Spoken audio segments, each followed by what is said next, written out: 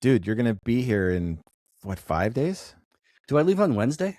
Yes. Yeah. Sweet. Yeah. Look what I got. You got some bourbon whiskey. I never heard of this Samuel Grant before. Yeah, I don't know. It looks good. I'm gonna Nice. christen it right now. Nice.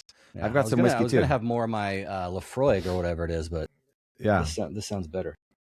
Yeah, well, I've cracked into the case of Diet Coke and the Jim Beam that I bought for you for while you're here, for this podcast. So okay, I'll let that slide. Just so you know, there's going to be a little bit gone, but it's funny because I ordered like a flat of Diet Cokes, so like 35 Diet Cokes, and then Jim Beam from Costco because it's like by far the cheapest place to get all that stuff. I put it on the table and I'm like, I'm just going to leave this here, like fresh, brand new, never touched. Jason's going to come in and be like, I'm going to be like, this is for you, you know? And for people who don't know, Jason's coming up next week to hang out with his kids, and he's going to help me by watching my house while we're gone on our vacation.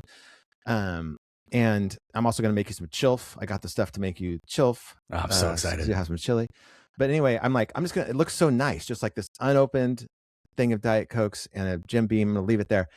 Like 2 hours later, I go upstairs and the Diet Coke is all like ripped open and half of them are gone from the like flat. And I'm like, I text Sky and I'm like, because she left for Ellensburg to the farm. I'm like, what happened to the Diet Cokes? And she's like, I put a bunch of them in the fridge and I put a bunch in the drawer, you know, so they'll be put away or whatever. And I'm like, okay, well, that was nice of her. So I'm not going to like say anything, right? Well, then this morning she sees me and she goes, I just realized that when that came in and I saw that, I'm like, wow, Christian's really going for it with the Diet Coke and the whiskey. But then I realized that's for Jason and I should have just left it in the flat. And so she's like, I have a basket in the garage. I'm going to get the basket and put the Diet Cokes in there and make it look all nice. And I'm like, okay. That's funny. But anyway, yeah. Yeah, you're going to be here in 5 days, I think. When do I leave? I leave to go up there on the 5th. When do I come back? You come back on the 23rd. 23rd. Yeah. Cool. Yeah, you're here for a while. Yeah. You got to deal with some chickens, a couple dogs, and a cat for a while. I'll be curious how many pets you have when you get back compared to how many you had when you left. Me too, because the last time you watched my family's pets, we had one less after you left. One fewer. One fewer. Yeah, I think it was the hamster. It was your brother's hamster that I didn't know he had. In all fairness, I didn't know he had a hamster either. So he's like, hey, thanks for feeding my hamster. I'm like, you have a hamster? He's like, not anymore. I'm like, well, okay, there you go. And I think that's why he hates me to this day. I don't think so. No, there's probably, there's so many reasons. That may have been the seed, but I just think you two were not meant to be friends. I remember one time he was at some event or something, and some dude he posted a picture of himself with looked like Sebastian Bach from Skid Row. Oh yeah, that was Kristen Bauer from True Blood. It was her husband. Oh, okay. Well, I commented. I'm like, hey Josh, that's so cool that you know the lead singer from Skid Row. Yeah. Just because it's like he looked like him. Yeah. That's funny. And that guy, if I were that guy, I'd be like, haha, that's cool. Like if someone saw a picture of me that I didn't know. Yeah. And they're like, oh, Jason Statham or somebody I still get the singer from Midnight Oil all the time. Or that. I'd be like, oh, stoked. That's cool. Thank you. Yeah. But Josh was like, okay, first of all, you don't even understand how important these people are and better than us they are, and you don't know how to talk to these people. I'm like, dude, just take it easy. Yeah, you and Josh were not meant to be friends, and that's okay. I won't share the lighting story. The Hollywood Lighting Guild. Thank you. Okay. By the way, this bourbon's good. Oh, good. I'm glad to hear it. I have been talking to a few people about what movie I should watch with you, because I feel like I have you like prisoner for one night, because we get to hang out for one night when captive audience for one night. And I know you don't really watch movies anymore, and I've been wanting you to see Last of the Mohicans for so long, but I'm also a little bit nervous about it, because it's like I saw Last of the Mohicans in like 1993, I think 92 or 93, and loved it. It's hard to go back to those older films when you haven't ever seen them. If you I could go back and watch Wyatt Earp or Dances with Wolves and love them, but I don't know. It's like when it's something you've never seen, you just don't. You don't have the forgiveness lenses to look through. Yeah, and I may still be seeing it through my like 21-year-old eyes of this like the romantic thing or whatever. And so I've been trying to figure out, maybe we should watch like Project Hail Mary, or the other one I thought of was Oppenheimer. I don't know if you ever saw Oppenheimer. I think we saw it together. Did we? Well, I saw it. Who else would I have seen it with? Okay. And anyway, I just had a few people go like, no, Last of the Mohicans, he has to watch it. The last person who told that to me, the one that I can remember, is Amber Corson Perales, from Vista. Yeah. Mm-hmm. So she was the one like, oh my God, he's got to watch it. He'll like it, So I think that's the one we're gonna settle on for Wednesday night. All right. Yeah. Oh, you know who I hung out with last Sunday? Eric Landry. Oh, really? Yeah. Wow. How was that? Yeah. Good. He was in town. It's their 25th wedding anniversary, and so they were in this area for a couple of days before they went up to Napa. Yeah. And so we went. Sam and Juji and I and them went to their old church that he planted in Temecula. Then we went out to lunch after. It was cool. This makes me feel old because the last time I saw Rick Landry at the time, now Eric, was 8 years before he got married, and now he's been married for 25 years. I know, dude. It's crazy. It's so crazy. It hits me when I see someone that I knew from back in the day, but haven't seen them. Yeah. Sometimes even if it's somebody like a celebrity or a baseball player, I'll go, hey, what does Bobby Grich look like now? But that's different because Bobby Grich was like in his mid-20s when I was like 8 years old. Yeah. But like when you look at you see someone from like high school. Yeah.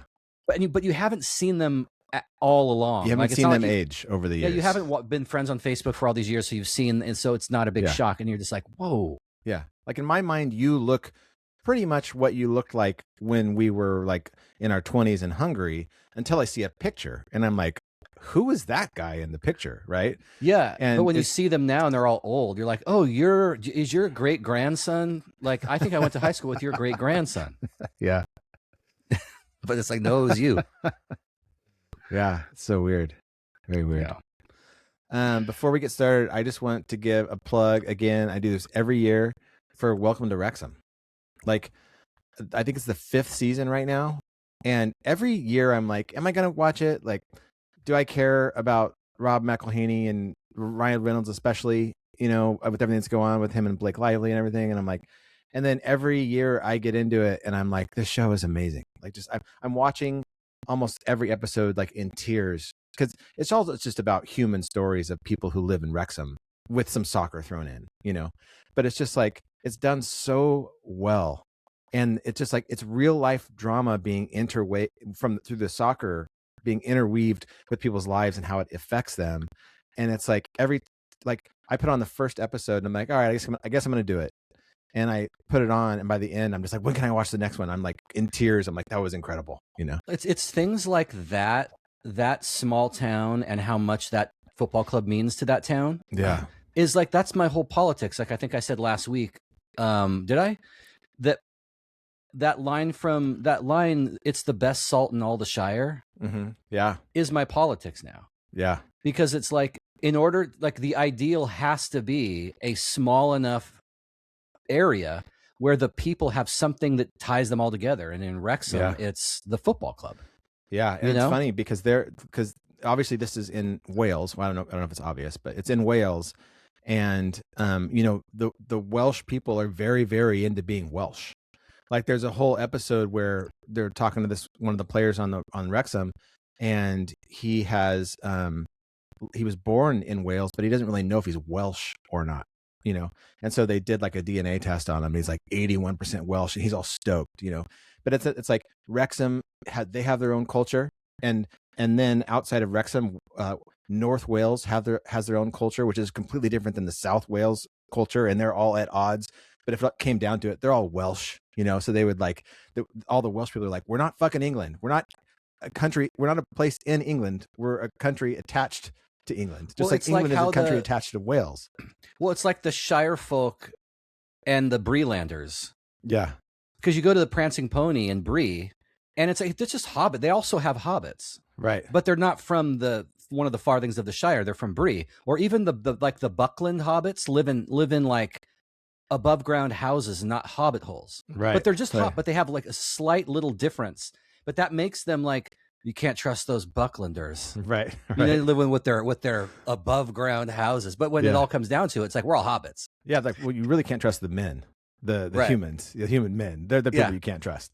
Yeah. Yeah, but it's like it has to be like I feel like there needs to be, it's like the one and the many problem. Like there needs to be enough distinctiveness. Like if all of the players for Wrexham were African, it would ruin the culture of the club, not because there's anything wrong with African people, but because you're not, you are taking us out of our little Welsh idyllic experience here because you're from a whole different continent and you look different. And so you don't know our language and our culture. But that's part of our charm is that we have this football club and everyone goes to that one pub and watches it and sings the songs. There's so much stuff in there about their culture. This whole last 2 episodes had this, it's some big annual like event that they have, for being Welsh and everything. And it's just like, this is cool. Like, I love that. And I love the show. And it's all about this soccer team that was just like on the brink of they're in the lowest league. And, they used to have a better soccer team that was in a higher league. And they basically, Rob and Ryan came in and bought the team. And then we're like, how can we get this team promoted? And there's five different leagues in England, and they're on the bottom. And so they try to go up through the divisions to get to the championship and the Premier Leagues. But it's just like, it's thrilling. The soccer stuff is like fairly minimal, but thrilling when they have it on there, I wonder what kind of person Ryan Reynolds is, because like I can't stand his wife. Yeah.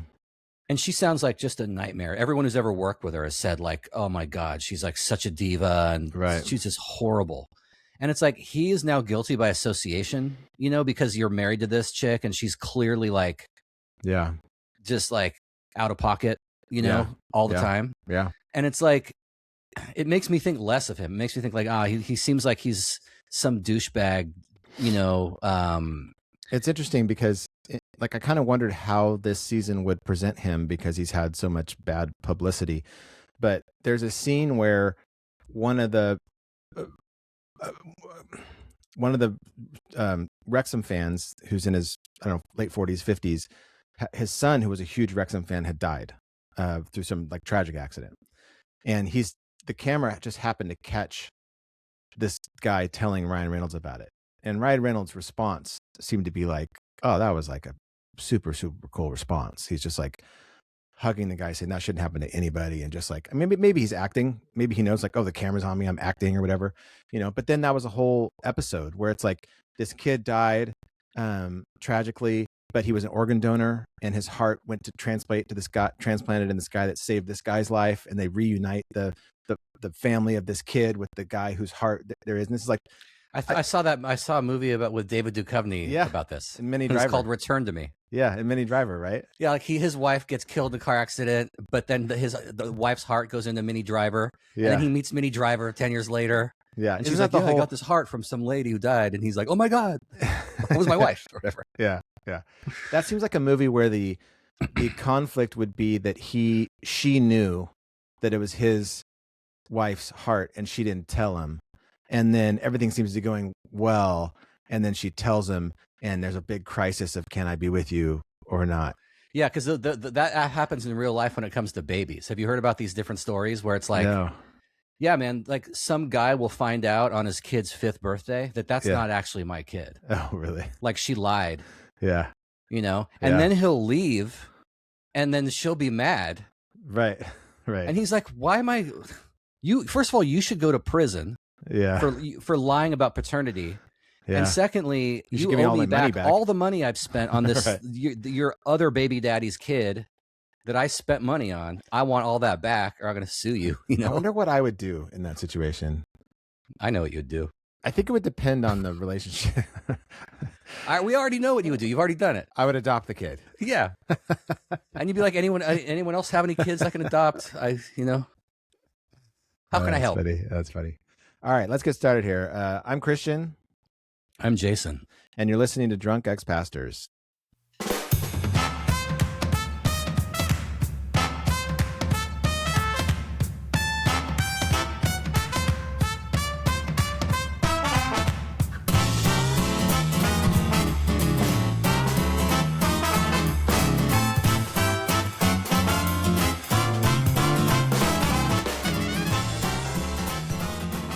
All right. If you would like to become a patron of our show, you can do that at patreon.com/drunkexpastors. And if you would like to leave us a voicemail, you can do that at 213-97-DRUNK, 213-973-7865. And I think we've got like 5 or 6, maybe 4 or 5 voicemails. So maybe we get through a couple of these first before we get into anything else. Sure. But I don't even. The problem is I uploaded most of these a couple weeks ago and we didn't get to them, so I'm not totally sure what they all are. But let's go for it. Hey guys, this is Greg from Wisconsin, long-time listener, first time I've called before. Listen, I was triggered today by something that Christian said. I was at my local YMCA. I'm old and trying to stay healthy like you guys. And I go into the sauna, and there's a dude in there.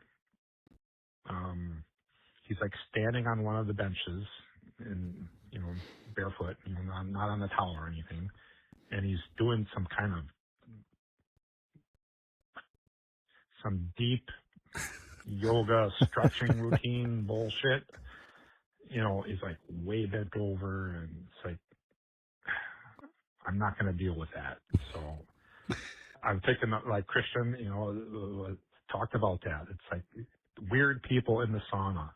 And I said, I stayed 10 seconds. I left. I wasn't going to deal with that bullshit. That was ridiculous. So now I applaud Christian for getting a home sauna. That would be a great thing to have. I'm tired of the bullshit at the sauna. Not only is it people doing, not just shaking out their wrist or whatever, they're deep fucking stretching routines. And also the guys that kind of walk in right from working out and they're all sweaty and janky, and then they might have some kind of weird axe body spray. God damn it. Take a damn shower before you go into the sun. Anyhow. Dick Bush out. Yeah, I've been using my sauna like I think every day. I don't know how good it is to use it every day. So I've been like being like, okay, Sundays I'm not going to do it. But it's like every other day. Like I love it for multiple reasons. Obviously, sauna is supposed to be healthy for you, but also it's just like I'm in there for like 25 minutes. It's just I'm alone, nothing. Just like I'll put on some music and just chill. And now, is yours a fully immersive thing, or is it a thing where your head is sticking out? No, it's fully immersive. Yeah, like you sit down in it. There's a glass door. You shut it. You're in there. It's got a Bluetooth speaker. See, I would be worried that, especially this time of year, that it's like, how when you're hot and you just can't cool down. It's like, I'm sorry, I took a cold shower and I'm still hot. Yeah. Like I'd be worried that it's like, unless you crank your AC. We do. I have the AC on quite a bit. Yeah, we have the AC on here too. But like, I would just be like, because when I get hot, it's like, well, I'm just hot now for a while. Right. There's just nothing I can do about it. Yeah. So I have had some weird experiences in the sauna. Like, first of all, not every single, I would say 90% of people who walk into the sauna, like when I walk in, it's like, I'm going to open the door as little as possible and kind of sneak through and then shut the door. Right. Mm-hmm. But these people just come in and just like swing the door all the way open and walk all in. All the hot air and gets I'm just sucked like, out. Dude, like, come on. And then you've got the people who do like weird stretching. Then you've got people who do actual like jumping jacks and shit in the sauna. And then you've got. But then you have, you also have like when women are in the sauna together and then they start like making out. Yeah, because I've heard on the internet that that's the thing. Yeah, yeah. And then you've got people who answer phone calls in the sauna.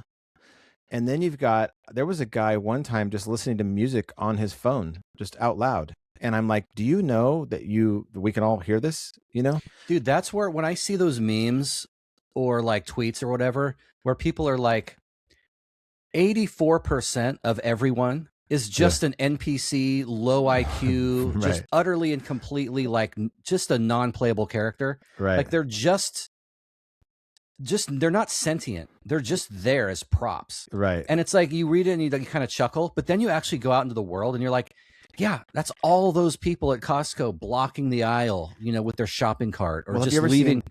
Have you ever seen those guys that are like, you can act like an NPC and nobody cares. Like you can go up to people and just say some crazy thing, and then I saw walk one out. video that and it's like nobody ever like does anything. It's just like, okay, Yeah. There was one funny video I saw of that exact thing. It was hilarious.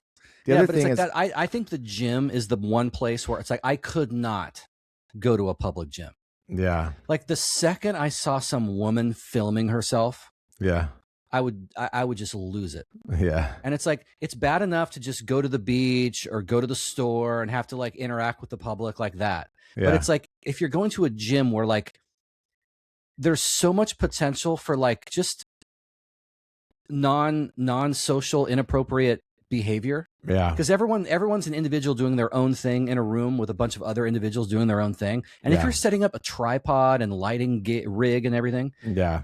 I've seen some of my favorite videos I see are like of guys who just destroy that stuff. Let's just knock it down, because it's like, fuck off. Yeah. First of all, don't yell at me for looking at, like, I glanced in your direction. Meanwhile, you're filming your butt up close for the internet. Yeah, for thousands of people to see. Yeah. But I just look over in your direction, and then you're going to make a special video shaming me and putting my face in it. Yeah, and you're not looking at that person any more than anybody else. You're just looking at everybody. Right. Like, but it's like, it's like being married to Elizabeth. Yeah. I'm going to set up a video camera to thirst trap like every dude who wants to watch me half naked working out. But if someone in real life that I don't think is attractive enough actually just looks in my direction, I'm going to like throw a temper tantrum. And it's like, you know what? I'm going to make there should be female gyms. Social media. Yeah. There should be female gyms. In fact, I saw a video of a woman going like, there should be female gyms, like there should be. And it's like some guy stitched in and he's like, there have been several attempts. Yeah. But no one goes to them. Yeah. Because women don't want to work out with other women. You want that male attention, even though you claim like that you don't. And so there was a female gym that opened up in this town. It was all the state-of-the-art equipment, reasonable pricing, and they couldn't get enough women to stay afloat. I haven't seen people filming themselves at the 24-hour fitness that I go to. I only go a few times a week, I go at the same time, which I have figured out to be the slowest time, which is like the time where people come there early, who have to go to work, and then they leave by like 7:30, and then another group of people starts coming around 8:30 who don't work normal 9-to-5 jobs. But there's like this 7:15 to 8:15 period where it's pretty dead, and so that's where I try to hit the gym at. But the sauna has always, I don't mind the gym there.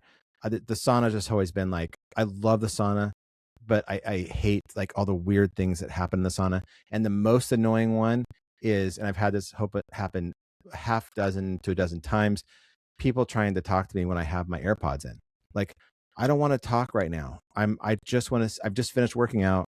I just want to put my head back, relax, and be in here for 20 minutes alone. I have to go talk to a bunch of people after this, But then it's like you take out your AirPod and you're like, what? And then you're like, oh yeah, and put it back in, and they keep, what was that, And then just like put it back on. It's like that's the international sign of I don't want to be talked to, is AirPods in. And you could say a lot about like what that means for our culture, that we have that. We can like be like, I don't want to be talked to, but I put them in the airport quite a bit. Just turn the transparency on and have nothing playing or anything, just so that I can walk through and people are gonna be like, oh, he's got his AirPods in, I'm gonna leave him alone. Yeah, like if you ever sit in a public place with a cigar as a man, dude, boomers will just come out of the woodwork. Really? Because it reminds them of like World War II or whatever. Yeah. They're thinking about, and so like they think it's cool. Yeah, they'll be like, oh yeah, that sounds good. Like I remember I used to, it's like, what? Yeah. Usually, and I don't even have transparency on. I have noise cancellation on. Yeah. And so usually I'll just do a little nod, like like when I'm walking too, like give them a little salute. Yeah. I pass by the same people when I take my walk. Yeah. Like today, it's the one guy who walks his dogs. Like I see him every time. Yeah. But it's like he also has AirPods in. Yeah. And it's perfect. Yeah. And it's like, and sometimes people do say like, oh, hey, how are you? And I just do a little nod, because it's like, I'm not breaking stride. Yeah. And I'm not taking this out. Yeah. Like I'm very friendly when I pass by people. Yeah. The first time. If we're walking around and if we're passing each other doing a loop, the first time, every time I look at you, smile, do a little like half wave, like acknowledgement. Yeah. But then from then on, it's just like straight on, like just eyes forward. I'm not going to acknowledge you every time. Yeah. You don't get that. Yeah, I agree. Yeah. All right, next voicemail. We just listened to the sauna one. Let's listen to this one. So just to follow up on your American football should be handball, soccer versus football and all that. So essentially, all the sports that were played on foot are football sports. Rugby, American football, soccer, as opposed to those gentlemanly sports that were played on horseback. So it's kind of a, elite versus commoner thing. Football games are for the commoner, not the elite gentlemen and lords. But what do they play other than polo on horseback? Do they used to play football, but they're the quarterback's on a stallion and they're passing it to some other dude? I've never heard this before. But I have heard American football called gridiron football numerous times. Yeah, gridiron, yeah. I don't know. But that would just be rugby. Would that just be rugby and soccer though? Because American football, I don't know. That's weird. I mean, American football is the one with the stupid name. Because I mean, at least like rugby, like Australian rules football, they'll call it footy. Yeah. But they are kicking the ball and running with it. Like you can be running with the ball in rugby and they just kick it. Right. You can't do that in like American football ahead of the line of scrimmage, right? Yeah. But yeah, I mean, American football is the one we all admit is like the misnomer. Well, it's funny because I don't know if you know this, but do you know where the word soccer comes from? I think we talked about this last week. It was like you talked about it. Did I? I forget? Yeah. No way. Really? I think so. Start, and I'll see if I can finish it. Then I'll know. It used to be called association football in England. Yeah, so it was like an acronym, and then it went from that to ASOC, and then it went from ASOC to soccer, and then they introduced soccer to the United States, and they're like, "Oh, we like this sport. It's soccer." Then they went back and like, "Let's not call it soccer anymore. Let's call it football." And then the whole rest of the world started calling it football. And then they look at American like, "You guys are so stupid calling it soccer." Well, yeah, that's better because it's like you changed it. You're gaslighting us, is what you're doing. We called it this the whole time. You're the ones with the Johnny Come Lately name. Mm-hmm. All right, next voicemail. This is voicemail 1646. Oh, I was about to get the phone number out. I shouldn't do that. Yeah, I have no idea what this is. Hey, DXTs. I left the voicemail about the preacher voice last week, and I just want to point out that Christian's response that the voice is racist. That seems like something you would say, not me. Yeah, I think that was probably me. Yeah. I don't know how anybody could get us confused. Because I said something, you made a voice that sounded, or maybe I did the black voice. One of us did a voice that was like a black preacher. I can't even do a black voice, yeah. And yeah. Yeah. Or that he thought that doing it was racist is literally the same thing as the joke reply that Jason does when Christian says, like, "So I was driving and someone cut me off," and Jason says, "That's racist because I assume you're talking about an Asian." Same thing. I was talking about like a burly, white, Southern guy, like Jason said. Yeah. Also, but that burly white Southern guy is copying black preachers from the South. Very, very possibly. Right. I mean, that's I feel like the black preachers are the ones that, started with all the enthusiasm or whatever. Yeah, they're the ones that are they're just dapping their forehead with their with their pocket square that's pink that matches their tie and their black silk suit. The Pentecostal black dude from Atlanta. Yeah. Yeah. Dad's side of the family is from the South, and he grew up Southern Baptist. And I guess one other discussion point, if you're interested, when we went to a funeral 20 years ago at their Baptist church for a family member, I don't really remember very much because I was pretty young, but I do remember the preacher in front of the entire congregation or the entire room grabbing the widow by the shoulders and saying, now you may want your husband to come back, but you can't wish for that. You wouldn't wish for that because he's with God now. So you don't want him to come back, right? And she was kind of forced to say, like, I guess, yeah. What do you think about that? What do you think about the Southern Baptist, I guess, reaction to death in that way? Anyway, DBO. This is like my whole thing about how if there's really an age of accountability and we know what that age is, you should kill your kids before they reach it so that they go to heaven. Are you drinking? Yeah, I've been drinking. Okay. Yeah. See, look, it was full at the beginning. Okay, I just making sure. I haven't noticed you. Yeah. Right? It's like, no, that's true. I mean, heaven is so much better that it would be very selfish of you to ask for your husband back. Like that would be if heaven is as good or amazing as we're led to believe it is, that's like the most awful thing you can do is bring them back to here, right? Yeah, and then like there's that story in the book of or the story that Paul tells in 1 Corinthians that doesn't even say it's about himself, but every evangelical preacher I've ever heard talk about it interprets it as though Paul's talking about it. There was a man in Christ, who whether in the body or out of the body, I know not, but he went up to the third heaven. And they connected to that some story in Acts about Paul being beaten to within an inch of his life, and he came back, and like Greg Laurie would be like, "There's Paul up in heaven," and everyone's giving him high fives, and all of a sudden, everyone's praying on earth for him to come back, and Paul's all bummed out, like, "Oh no!" Yeah. I saw a really funny comedy bit the other day where he was saying like, he goes, "Yeah, so some religions say that if you're cremated, you can't go to heaven. So like, do not cremate the person, bury them or whatever."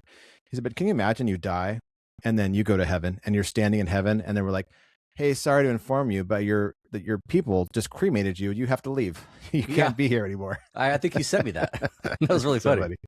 Yeah. Well, it's like, first of all, I brought this up to Eric at lunch the other day. This is not a conspiracy theory, but I do feel like it is an observation that requires some sort of explanation. Yeah. But like, where the hell, unless we're cremating everyone now, some edict must have gone forth to the four winds. Where are the bodies? Where are the bodies, G? Like, where are all these people? Like, I know the answer. Hundreds of millions of people die a year. I know the answer to this. Where are they? Yeah, I actually somehow got down like a rabbit hole of this like recently.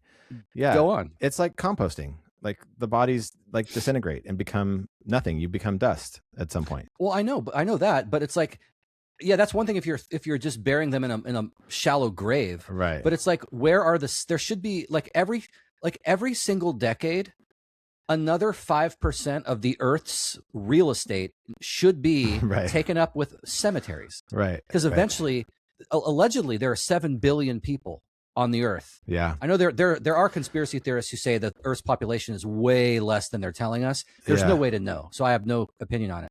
But if there are 7 billion people, and every day hundreds of them, thousands of them die, and if they're being buried, where are they burying them? Yeah, but so that's something for the audience to ponder. Yeah, but I was gonna more to the point of the voicemail. Like last year, an old friend of mine, you knew him, died. I'm not going to say his name because I'm going to talk about the memorial service. But he was a guy our age who died, had some sort of heart attack and just died. And they had a memorial service for him at Calvary, and it was like, first of all, it was like 4 hours long because like everyone spoke. It was like way too long. Yeah. But it was like that is too long, but that's about the right length for mine. Just so you know, that's about, right. Yeah, that's about how long I want mine to be. Yeah, I'll look when I plan yours. I'll make sure that it, just let me know if you want any certain songs sung, clips of movies played. Like I'll take care of organizing the whole thing. You should know all this without me having to tell you. But also, like, you're just going to be like, hey, let's get this over with quickly. We got Chilf. We've got a bunch of chili. He made some Chilf right before he died. Let's have that. Just talk about him. Yeah. But it's like it was. I mean, it's definitely cope, of course, because like someone died and it's sad. But it was so like every single person who spoke talked about like he's walking down toward Jesus, and everyone, Peter and Paul and Chuck Smith, and everyone's all giving him high fives, and he's getting Peter, all his Paul, flowers. And Chuck Smith. Yeah, everyone who knew him, all the old Bible people and all the recent people. I just love those three being put together. Yeah, Peter, Paul, and Chuck Smith are hanging out with him. That makes sense. Yeah. But it was just so much of that, and it's like it kind of like was a contrast for me when I was a student at seminary. Michael Horton's father died while like during the school year, and he actually was scheduled to give the weekly chapel address that Monday or that Tuesday anyway. And so it happened to be the Tuesday after the funeral, Yeah. And he was talking about the funeral home had all these like platitudes and stuff like, oh, the sunset is as beautiful as the sunrise, and death is just a part of life. And his take was so different than the evangelical take of the memorial service of our friend who died, because Horton was like, he might be elect, he might not. I don't know. I think he might be in hell. Who knows? Yeah, he may have been predestined for that. In which case, he's happy to give God glory.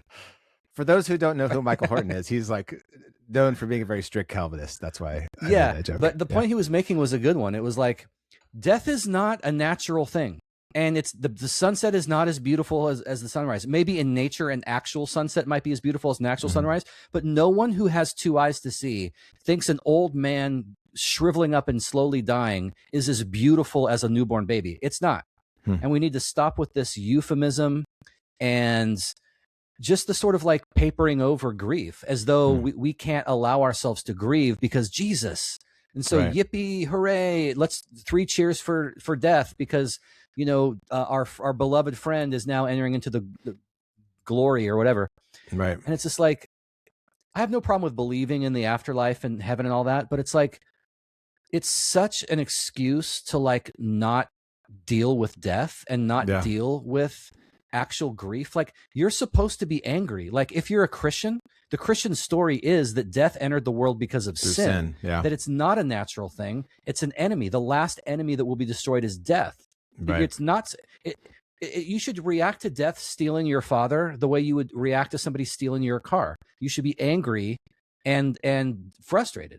Even though it's coming and it happens to all of us, but it's like, I just don't like this Christian idea. I don't think it's very Christian, to be honest, of like that stiff upper lip, fake smile. Right. He's in a better place. God wanted an angel, whatever. Yeah. And he wouldn't, or when a woman has a miscarriage, well, he wouldn't have done this to you if he didn't know you could handle it. Yeah. That whole thing of like, God never gives you more. The reason God killed your 8-year-old because you can handle it. Because he knew you, your sister, your brother, your next door neighbor, they couldn't have handled it. But he God didn't kill Lucy's 8-year-old because there's 8-year-old because she's no way she could handle it. Yeah. Yeah. But it's like, okay, but if I can handle it, it's because you gave me the fortitude to handle it. So you made me strong enough to be able to deal with you then killing my son.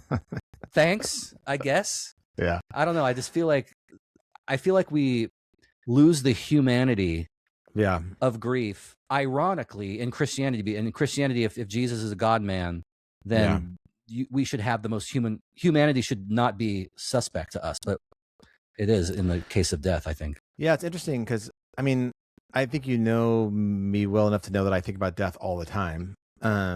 And it's always really been very, very, very troubling for me. But it's weird. As I get older, it gets less troubling for me. And it's not because I am tired of living. Like, I want to keep going on living forever. I'm not tired of it at all. I could just like keep doing what I'm doing for, I mean, I don't want to say forever, but for thousands of years and enjoy it. Right. I saw a meme today. Yeah. Don't lose your train of thought. Okay. It just said, dogs wake up every morning just so excited to see the same people, to eat the same food, and to do the same thing as they do every day. Yeah. And I'm thinking, so do I. Yeah. Yeah. But when I was on my walk today, literally, I'm walking and there's a work truck driving the other direction than I'm walking. And I'm like, dude, I also want to jump in front of that thing. I could just hurl myself in front of it. I'm like, what? Like, I wonder if it would kill me or because if I did, it'd be like, dude, I got no problems now. Right. But it's like, I love my life. I just hate needing money for stuff. Yeah. I'm like, all I have to do, like Louis C.K. has a whole bit about like, you can always kill yourself. Like you get something in the mail, it's like you have to show up at the DMV. No, I don't. Yeah. I could just kill myself. You need 2 forms of ID. No, you can always just kill yourself. Yeah, I was gonna say that. I don't know. I don't want to say as a non-Christian because I wouldn't call myself a non-Christian, but like as somebody who doesn't believe in the traditional evangelical fundamentalist version of the Bible or even the Catholic version of it, but I do. The more I just think about this life and contemplate it, think about consciousness, especially as I've been like reading or listening to Michael Pollan's book on consciousness and listening to different people talk about stuff. I'm just like, I don't think that death is the end. I also don't think it continues like this, like, I don't think maybe when I die, I go back into some pool of consciousness, like, energy's not created or destroyed, right? Like there's some way that I will be part of the universe. Maybe it's more than I think it will be. Maybe it's less, but it's like, and maybe I'm deluding myself. I don't know, but like, it's nice to have the ability. Ability is not the right word, but the freedom to think this way about life when you don't think, oh, it's either heaven or hell, and you're like, what's going to happen here? One of the thoughts that I've had it numerous times and I've always had trouble verbalizing. I've tried to on the podcast before, but it's about reincarnation. And it's this idea that like, because most people who believe in reincarnation don't really believe that most people remember their former life, right? It's just like you were reincarnated. And yeah, they say that you lose by like age 6, 7, 8. You have no ability anymore if you had some past life, you have no ability to recall it. That's why everyone who has these memories are young children. Right. And I find it super fascinating, but also like, it's always going to be an anecdotal thing. But like, I've had this thought, and it's taken me a long time to get to where I can put it into words. But it's that if we're reincarnated, but we don't remember our past lives, then it's the same as dying, but not being reincarnated, right? And the same is true in reverse. Like if we die, but aren't reincarnated, there's no difference between dying and being reincarnated, right? Yeah, because no one's born and goes like, dude, I'm reincarnated. Yeah. You're not coming out of the birth canal going like, stoked. So what year is it? I may as well believe that when I die, I'm reincarnated, because that's a very comforting thought for us, right? It may not be true, but you don't know if it's true or not, because even people who believe in reincarnation, for the most part, don't believe that you remember much of your past life. So it's like, okay, well, I'm just going to believe that when I die, I'm reincarnated then, because that's a comforting thought to me. I was thinking of a comedy bit that would be funny about this, Yeah. I don't know if I've shared it before, but if I have, it's been a while. But like a funny bit would be like, okay, I'm trying to remember how it goes, but it's like there's a 1-to-1 correspondence between people who die and people who are born, right? Right. And so you reincarnate. But what happens when there's an NDE, like a near-death experience? Right. Because like every baby born represents a soul that departed, Right. Yeah. But what about somebody who dies and they come back to life? Right. What happens to the baby that was just born that corresponds to that death when that soul goes back into the original person? Yeah, that's a ginger. That's where we get redheads, because they're not like human. They look like humans, but they're not, because they don't have souls. Right. And the reason they don't have souls is because you were the other side of that coin, but that guy didn't die. I think that makes perfect sense. So that's where you get those people from. For sure. Not people, but like that's where those things come human from. Looking things. Yeah, right. humanoid somewhat things. Somewhat human looking. Yeah. Speaking of gingers, I'm going to be in Ireland next week on Friday. Never been there. I'm super excited. Yeah. Yeah. They have a lot of gingers. I was just hanging out with a Northern Irishman yesterday. You were, yeah. Northern Ireland is another place than a whole other country. Yeah, another country. Did you know that that's why some people who are knighted are Sir and some from Great Britain? No. Like, I think this is how it works, is if you're, because Northern Ireland is a part of the United Kingdom. Yeah. If you're from Northern Ireland and you're knighted, you're Sir so-and-so. Yeah. But if you're from Ireland, like Bono, like Dublin, you're not a part of the United Kingdom, and so you don't get that. If you can still be knighted by the Queen, but you don't get that title of Sir. I wonder if I'll see Bono when I'm there. It's only 3 days, so probably not. Yeah. Well, yeah. Wonder if he'll see you. Anything you want me to tell him? Tell him to call me. Actually, Daisy Edgar Jones is who I want to see. Oh yeah, in she's Ireland. cute. Okay, but I will say that other guy is not. That guy is not Paul the next thing. Mescal. Yeah, like that dude. To me, women love him. It factor. Well, women also love Adam Driver. Yeah, they do, because women don't know what they want. But I think it's because, like, Paul Mescal, most of his roles are very emotional, and I think that women like that, and they're like, oh, he is like very open about being emotional and vulnerable. And I guess that's not how I remember him in that show. Yeah, he was like crying like every 10 minutes in that show. Yeah, women don't love that. Women say they love that.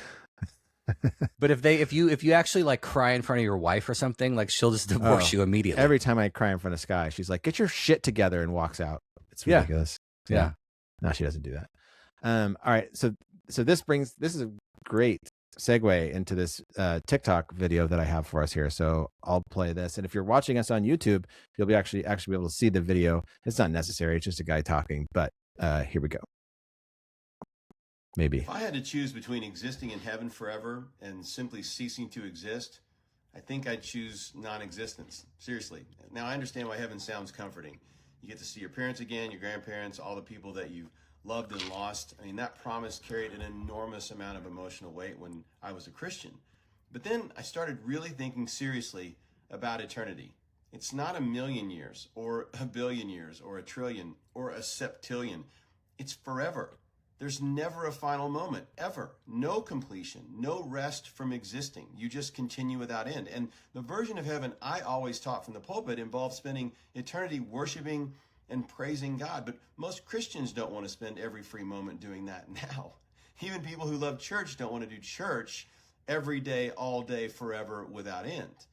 People say heaven will be perfect, so we'll never become bored or exhausted. Fine, but at that point, God would have to fundamentally change what it means for me, at least, to be human. He'd have to remove the part of me that needs variety and rest and discovery and privacy and even endings. You know, maybe some people find endless existence comforting, but I don't anymore. An eternity I can never leave doesn't sound like freedom to me anymore. No matter how beautiful it begins, anything that never ends eventually sounds less like paradise and more like an eternal prison. So here's my question to you. Would you choose eternal life in heaven or simply ceasing to exist? Let me know in the comments. I've thought about this in the past, and just thought because you read in the Bible like, oh, in heaven, like everybody's just standing around singing, praising God the whole time, right? And I've just been like, that sounds better than hell, but like, does it sound that great? And I would just be like, something is, like he says, something's going to have to fundamentally change in me for me to think this is good enough to do for more than like an hour, you know? Yeah, I remember reading Peter Kreeft's book, Heaven. Yeah. Heaven, Heart's Greatest Longing. He's a philosopher, teaches at Boston College, Catholic. Fan of Star Trek. What? Star Trek fan. Oh, you're thinking of Beckwith. Oh, Frank Beckwith. Okay. Peter Kreeft may be a Star Trek fan, but I do not know that. Yeah. But he talks about in his book about heaven. He's dealing with the issue that, like, I don't know if he says it this way, but like God in Scripture is basically lisping to us like baby talk. He's accommodating, you know. Mm-hmm, mm-hmm.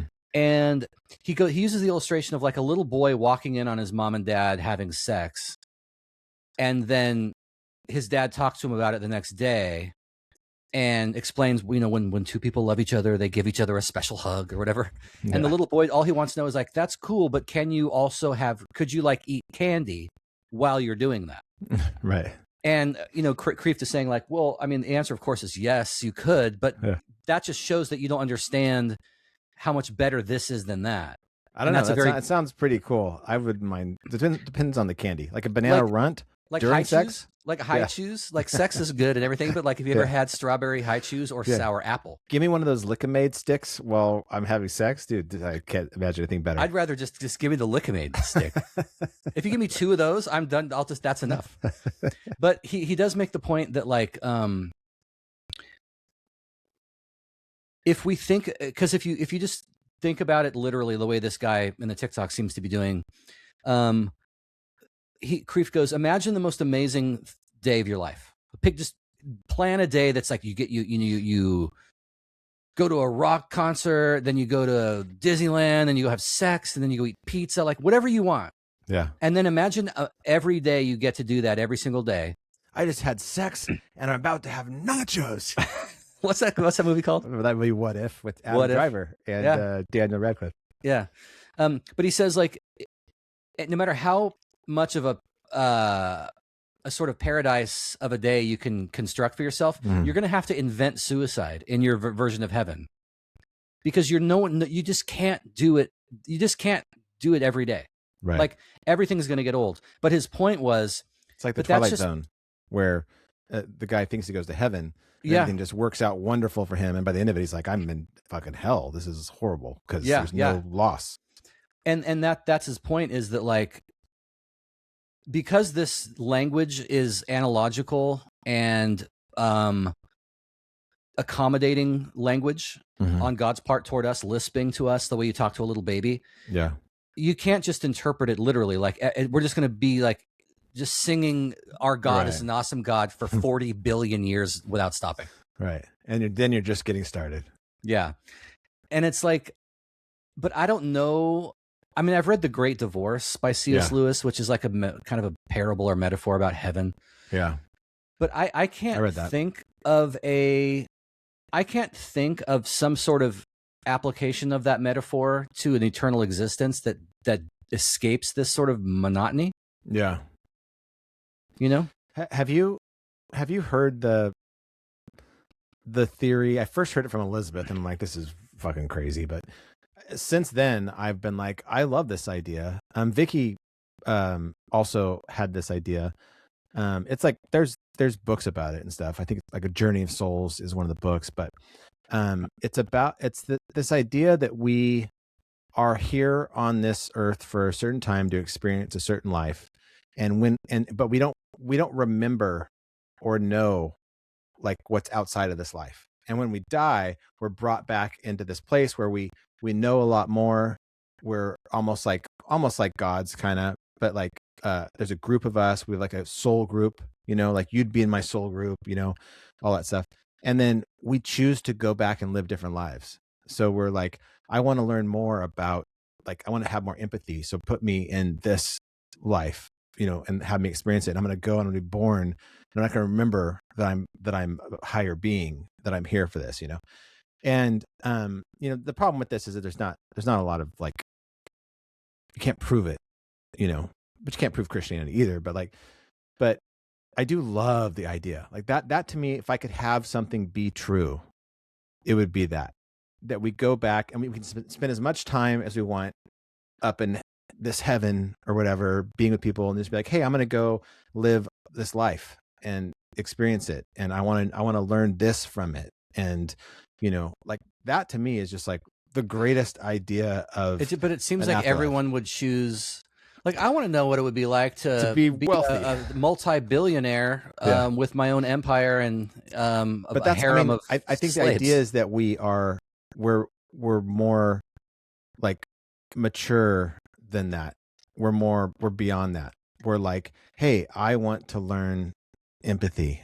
I'm going to go and be born as a starving child in Africa, and experience this, which is just such a fascinating idea to me. Like that to me is the one that I'd be like, yeah, I think I could do that forever, because while you're in this world, you don't remember the other world, you know? But here's the problem though, or here, maybe it's not a problem, but it's like you choose, like, what if this life is that?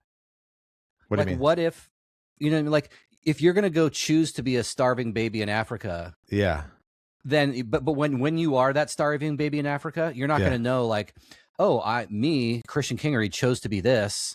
Yeah. This is just who you are. That's the great thing. That's the great thing about it, though. And so why can't this life be? And this is, I mean, my last girlfriend also believed this, but it's like you choose the life that you have on some level. Right. And so what if that's true and you desperately want it to be true? Well, then it could be true right now. Like whatever is your biggest challenge right now might be the thing that you up in the council room of heaven after your last life ended. Like maybe I said, I want to experience what it's like to have a bunch of good ideas that no one cares about. Right. I'm going to go be Jason. Right. And now I'm being that. Right. And so is the key to life convincing yourself that like, that's true? The reason I, Jason, struggle to break through and to get my voice heard is because I have lived however many lives in the past, but the last one I chose it to be this. Yeah, but your story's not finished. Your story may be that when you became 60 years old, all of a sudden, like you started blowing up and people started listening to you, and it's like you wanted to learn what it was like to persevere and get to that point, and that now you have that experience and you've grown even more. And like the whole idea of it, I think, and you probably talked to Christy about this, is like you start out almost as like a spirit baby, and with each like life you live, you grow and grow and grow and learn more and more and become more and more mature.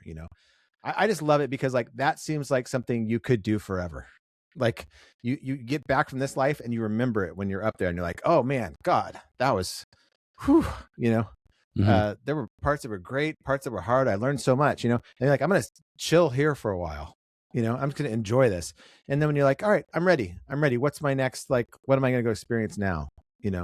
Like that to me seems like, yeah, that is something I would buy in and be like, you're going to do this forever. I'd be like, cool, let's do it. But then while I'm here, I don't remember. I'm like, I don't know that. So I'm not like, oh, I've been doing this forever. This is my 17,000th life.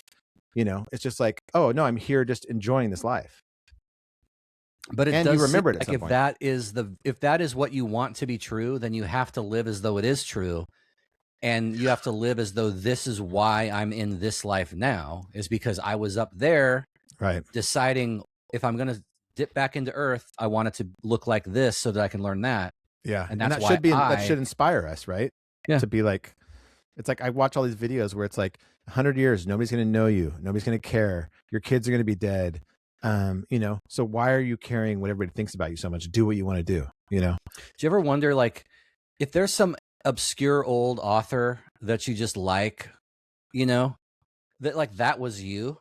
Like, right. You're like, I really resonate with this guy. I'm sitting here complaining that no one reads my words. Yeah. But like, I have like 4 or 5 writers from the past who are long dead that I have never heard anyone talk about, but I love them. Right. Maybe I'm just like sucking my own dick here, like maybe this is me reading my own stuff from 3 lives ago going like, dude, this guy was a genius. How come no one else likes this guy? That's funny. I was watching a porn the other day and the guy started sucking his own dick and I was like, nope. Like the girl was doing it. And then suddenly he went down with her and started doing it too. And I'm like, what? Yeah.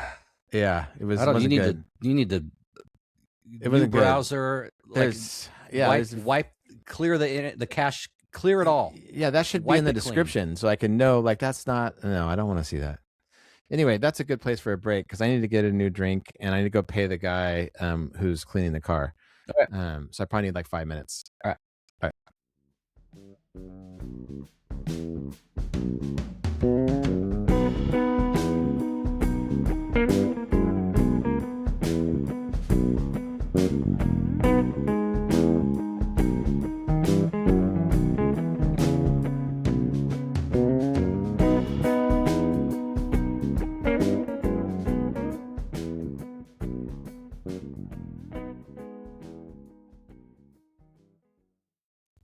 Fiona's birthday is happening while I'm up there. Yeah. Oh, perfect.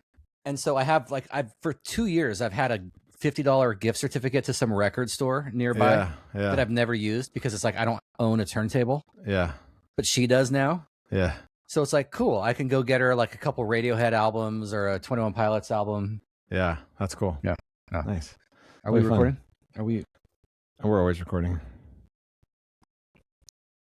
We should live stream ourselves watching Last of the Mohicans. We should live stream ourselves watching our own podcasts. And then we can get meta with it. We can just dissect it. Just be like, that's stupid. What a fucking idiot. I really like the point that Jason made right there. Right. I would just be constantly saying, I wish I had said that differently. Yeah.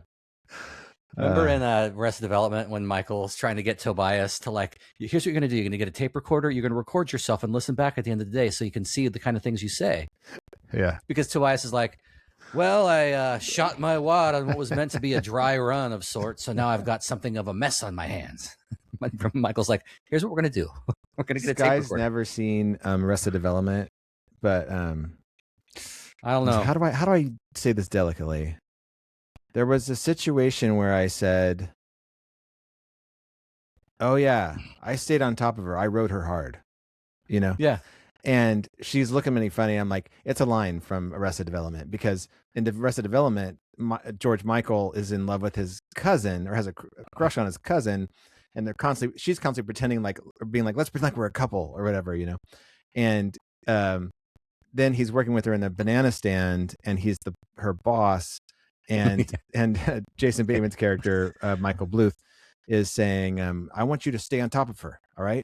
I want you to ride her hard. And Michael Cera as George Michael's face is just like excitement, but also horror that his dad is telling him this in front of maybe his cousin. I think that's one of the best shows ever made. But I think it's a typically male show. And I don't know if it's purely anecdotal. I've never done research on like what percentage of fans of that show were men versus women.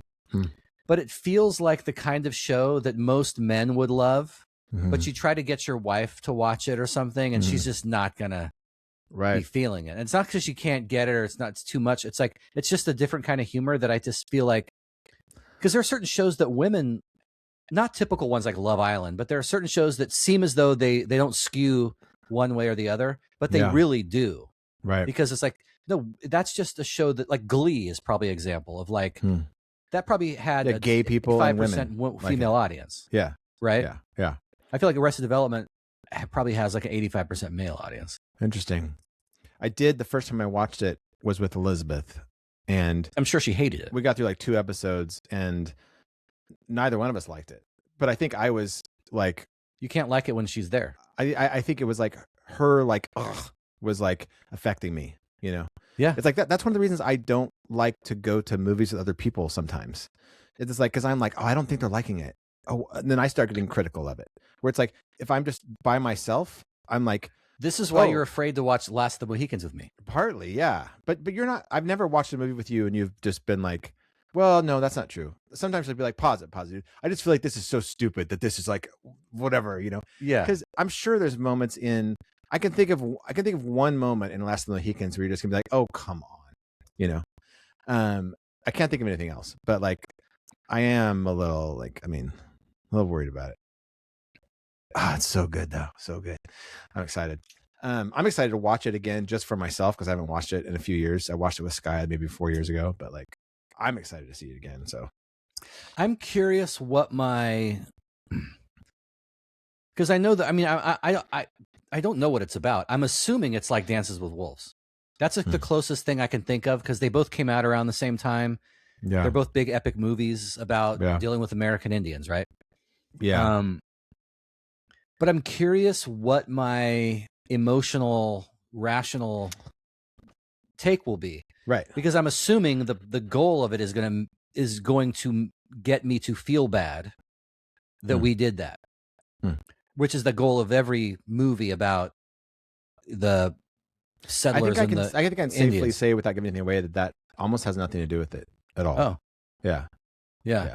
Because I don't know. I don't know what I think about that stuff anymore. Right. Like I can see another side of it that I didn't used to be able to see. Sure. and I still have my original side.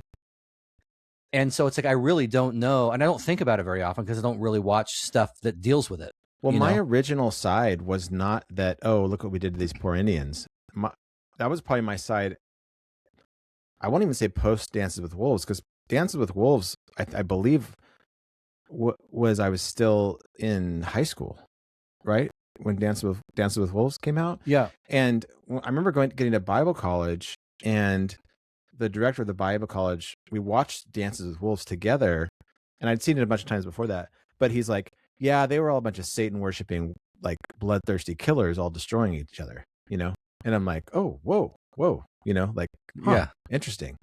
So that's the environment I was raised in, being like, yeah, good riddance. They were like a plague upon the land, all killing each other all the time. And then Christianity came along, and we're like, let's get rid of these non-Christians, these pagan Satan worshipers, Yeah, Louis has a bit where he talks about, like, he's kind of romanticizing the indigenous Americans, Yeah. Where he's like, yeah, all they did was that they're walking around and they like have sex and they eat and they smoke their peace pipe and then they, they sing songs together and like, yeah, and he's like, down in Mexico they were like chopping off heads and stuff and rolling them down the temple steps, but that's gonna happen. Human sacrifices, that's just gonna happen no matter where you're at. What are you gonna do? Yeah. So there's a little bit of both. I think this movie probably portrays some are we not allowed to say Native Americans anymore? Is it indigenous the right way to say it? I don't same thing. Follow rules. Okay, because you said indigenous, and I've always said Native American. I'm just like wondering, am I supposed to? I would argue that they were not Native Americans because America didn't exist. Not only did the United States not exist, of course, but America comes from Amerigo Vespucci. So whatever this continent was called before the white people got here, it wasn't called America. Yeah. Yeah. I think this movie portrays some of the indigenous Native people as honorable and some as really dishonorable. And the movie's it's pre-Revolutionary War, and it's a lot about the British and the French and the colonials, like, trying to figure shit out. And it sounds cool. I think it's really cool, and I do think it's like one of those movies too that it's okay if you didn't see it at the time, because it takes place in like 58 or whatever, so it's like the hairstyles aren't like 1993. I don't know though, like it seems like no era can escape itself. Like you watch Star Trek and it's like, this was made in the 70s, even though none of these people understand 1970 because they're in some other galaxy. Right. They're in 2300. But they all have sideburns and bell bottoms on. Yeah. Like I bet you if you go back and watch like Young Guns. Yeah. With like Emilio Estevez and Lou Diamond Phillips, it's going to be so early 90s, late 80s, Yeah, maybe. Like even though they're trying to be all 1750 or whatever I've they're trying to do. been wanting to rewatch those recently, because I loved those movies. I thought they were great. I mean, they're funny, but like, good. All right. So let's get back to our voicemails here. Elon Trillionaire. Let's go. Hey, Jason. Hey, Christian. I'm following up on the Elon Musk trillionaire and why people are frustrated. And you mentioned that he's not a trillionaire, it's his net worth. And then you also mentioned that you'd be a millionaire if you count the net worth of your value of your house and everything. But here's the thing. Every year, I bet you're paying frigging taxes on that house. Every year, I'm paying thousands of dollars of taxes on my house. So my major net worth is taxed. Billionaires and our new trillionaire net worth isn't being taxed. He doesn't have to sell his stock to pay tax on it. And we also get our income heavily taxed. Well, they basically don't work off the income model, so they're not paying taxes there. And they're essentially skirting around paying taxes. And most of the billionaires out there became billionaires because their ethics is a little subpar on how they share their wealth with their workers. with many workers, getting a piecemeal of the great creations they made. Granted, yes, some SpaceX workers, even janitors, are now millionaires because of the stock, but many are not. And I think it's a matter that if my house, my largest net worth, is taxed every year, then you know what? Billionaires can be taxed on their ownership of companies and what they own. Just seems like it would be fair. First of all, have you been following how much money Elon has lost since the IPO of SpaceX? No. Yeah, it's like hundreds and hundreds of billions of dollars. Like he's not a trillionaire anymore. I mean, poor guy. He's only got $680 billion, or whatever. Or his net worth is $680 billion. But to me, that's part of the problem. Is this okay? We pay property taxes. I pay, but the average effective property tax rate in the United States is between 0.9 and 1.1%. Okay. So I think if you try to tax their net worth as income, you have a problem. Because a month ago we would have been like, oh, well, Elon Musk is worth $1.2 trillion. He's got to pay 24%. That's it. Or his tax rate is 32% or whatever. He's got to pay taxes on that. I'd just be like, well, he'd have to sell all his stock. We've talked about this before. He'd have to sell his stock. The stock would tank. He'd lose all the value. The company would go under. Tons of stock owners, retail stock owners would lose all their money, so that's not viable. But I think I keep seeing this, we pay property taxes. Well, okay, if you want to tax him 1% per year on his net worth, that seems reasonable to me. Right. But I think people are just conflating the two and being like, oh, we pay property taxes, so they should be taxed on their wealth. It's it's their net worth, and I don't want to be taxed on my net worth. And I'm not taxed on my net worth. I'm taxed on my assessed property and value, which is way, way lower than what it actually is. Most people don't have 20% of their net worth as cash. Right. Especially if your net worth is mostly a house. Yeah. If I have $1 million house, I don't have 200 grand just every year lying around. Right. But I think the argument would be okay, only people who have more than $10 million in net worth get taxed on their stock or whatever. But the constant comparison is I do pay taxes. I pay property taxes. I pay 1% per year. I'm I'd be fine with that. Tax people who have over $100 million, 1% of their net worth every year. They can figure out how to get that. But I just don't think you can be oh, he made $1.2 trillion. We need to tax him at a super high rate on that and get the money. You would destroy part of the economy. Maybe would this solve it? You don't get to if you're Elon Musk, you have to pay yourself a salary that's taxed. You can't be well, I don't draw a salary. Right. So I could go buy a yacht tomorrow because I could just say hey, I own SpaceX. And they're like, oh, you're good for this. Right. But it's no, you can only get loans. I don't know. I hate all this stuff. Maybe you have to pay taxes on whatever loans you take out. And so it's if you're going to take a $40 billion loan out to buy Twitter, and I know I'm simplifying it, but if you're going to take $40 billion loan to buy Twitter, your tax rate is 32%, whatever. You've got to pay, $12 billion. Again, I'm doing the math very loosely here. You got to pay $12 billion in taxes for that loan. That is okay, that's doable. It's not going to destroy the company, whatever. The problem is you're not going to be able to get a loan. You can't be I can get a loan for $40 billion to buy Twitter, but I need $12 billion in taxes, so I need a loan for $52 billion. No bank is going to be oh, I'm going to loan you $12 billion more than what the valuation of the thing you're buying is. So you'd have to sell stock. So I just don't. I think it's way more complicated than people in general think it is. I do think we should find a way to make sure that people don't have $1.2 trillion. But again, Elon Musk doesn't have $1.2 trillion. My guess is if I had to guess, he's probably got $10 billion in banks across the world, at his disposal.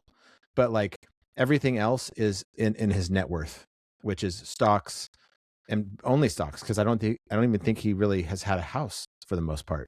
Maybe I think he's building one or something, but like, well, then maybe your loans are contingent to your liquid money. Yeah. Like you don't get to get a loan based on theoretical money.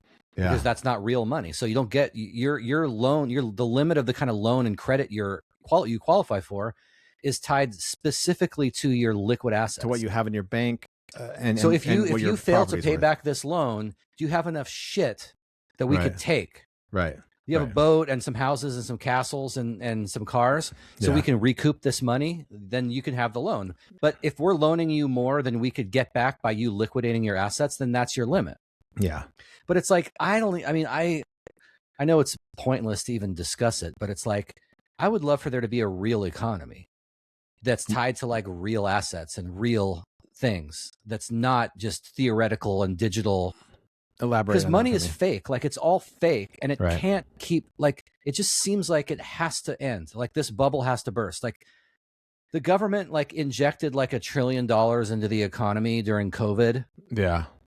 And it's like that, because we have a fiat currency, unlike a lot of countries, we are not on some sort of like euro. There's no gold standard or. Right. And so it's just like, it's just theater. It's fake. It's all a farce. And it's like, at a certain point, if enough people all see through the collective illusion, then the game is up. It's like the whole emperor's not wearing any clothes. Like once the little boy says, hey, he's naked, everyone like snaps out of it. Right. But it's like, I don't know. Because like Noah Yuval Harari, who wrote Sapiens, his whole thing is that what makes us better than the apes and more evolved is that we can have these illusions, you know, that we can agree that, hey, this is a corporation and this is money and this is like how things work. It's like we tell these stories that are fiction, that we all believe them and agree on them. And like, but that should give us power to be like, we no longer like this fiction or this. Yeah. Cause I'll see like tweets and stuff or memes where it'll be like, it's crazy that we live like, we're in this vast vacuum hurtling through space at 4 million miles a second. Yeah. And, you know, and yet here I am, I need to get enough of these little green pieces of paper to pay off. It's like, why do I have to pay property taxes at all? Like who's in charge of this? I know you sound like that guy who I send you all the time. I think he's English. That's probably where I'm getting this idea from. Yeah. He's like in the forest. He's like, hey, are you guys concerned about like how much money you're just existing, you know? But he's the same guy we watched on the cruise where he's like, where are we even? Like we're concerned that like our tie is too short and I'm getting in trouble for this. Like, I don't even know where we are right now. Like what is happening? Yeah. But his handle is deep in thought on TikTok. And he's like, every time a video of his comes up, he's just like one of my favorite people like ever. I mean, it's ridiculous. Yeah. It's like, I remember reading something where it's like, it traces the taxation. Like you get paid, you go to work, you get a paycheck, they take money out. Then you have to pay money to the government at the end of the year, every tax season. And every time you buy something, there's this taxes. Pay more taxes, yeah. If you sell assets, you pay taxes for that. And it's like this system where it's like, that's why I think usury is like probably the greatest evil. Well, it was a great evil in the Bible. Yeah. Like that was like, something that like you're charging interest to your fellow people. Like, fuck you. Well, this is something that I'll probably get in a bunch of shit for this. But it's like, I'm really interested in like national socialism from the economic perspective. Yeah. Because everyone hears the word Hitler and they just immediately think, oh, that was just about killing the Jews. But it's like, no, there was a whole, like National Socialism is a whole ideology. And there was like, I don't know much about it, but it's like, I know that when Hitler came to power, Germany was like in the toilet. I mean, people were like, I've seen video footage of people like, well, World War I, wheelbarrows full of Deutschmarks. Yeah. To try to buy a loaf of bread. Yeah. Like 80% unemployment. It was like homelessness, everything. And within less than a decade, somehow, and I have some ideas of like what he did, None of it had to do with gas chambers. It has nothing to do with gas chambers. It wasn't like, oh, he built gas chambers and suddenly Germany was the most prosperous nation in Europe. But Germany became the gold standard of prosperity within less than a decade of him taking power. And he turned the entire country around. Their complete employment, everyone at the highest standard of living in all of Europe. And it's like, it had to do with him kicking out the bankers and making usury illegal and making a German Deutschmark that was backed not by a Rothschild bank, but by the intellectual and physical labor of the German people. And so what made this money powerful was that it was backed by these people who were just industrious, hardworking people who were put to work and who created an economy that did the biggest bounce back in like history. And it's like, you can't really talk about it because of the Holocaust. Right. But it's like the Holocaust is its own thing. You know, we could talk about that later. But there was a whole economic turnaround that happened in Germany that seems as though it's possible. It was less than 100 years ago that this all happened. Right. So it's like, there is a way, theoretically, to lift hundreds of millions of people out of abject poverty, homelessness, and unemployment and create almost full employment in a nation, because it has been done. Yeah, and the second he tried it, they declared war on him and it was all over. But it's like, we should be able to talk about it, because it's like, I hate this whole idea of like digital money, fake money. We all just wink, wink, nudge, nudge. Oh, this piece of paper is worth 10 times what this one is because it has a zero at the end of it, but it's just paper. It's not real. None of this is real. All these taxes, like this is not real. Yeah. Like, but we can't talk about it. Your mind makes it real. But we should. That's exactly right. Yeah. But we should be able to talk about it, and we should be able. There are other alternatives to this usury-based central banking system that we all are slaves to. Yeah. But everyone's tinkering with everyone's afraid to scrap the model and start over, rather than, well, how do we adjust the taxation laws and the property, estate tax laws and income tax brackets. It's like, that's tinkering with an existing system, but I think we need a different system. But you can't get in a different system until the first one collapses. That's why Germany had to be in the toilet after the First World War and the Treaty of Versailles for there even to be the conditions for some sort of renaissance there financially. Yeah. But we're not there yet. And so we're just going to keep doing what we're doing and paying taxes to no one for no reason on everything. Yeah. It's ridiculous. Yeah. So what you're saying, if I hear you correctly, is that if you create a new system that makes everybody prosperous, you can kill as many people as you want. Yeah. For every dollar you earn, you get to kill one person. Right. That seems fair. It seems fair. Yeah. I mean, you can't make a omelet without breaking a few eggs. Exactly. Right. Yeah. Yeah. Yeah. Yeah. Okay. I have this interesting clip for us from Bill Maher, his podcast called Club Random, which I think I mentioned, I don't know, an episode or two ago. I have a very complicated relationship with this podcast because of Bill Maher. But it is funny. It's like usually him and a guest getting high or drunk and chit-chatting. This idea is amazing, right? Let me ask you a question before we get into the substance of what he's going to say. Yeah. I have a question. What do you think?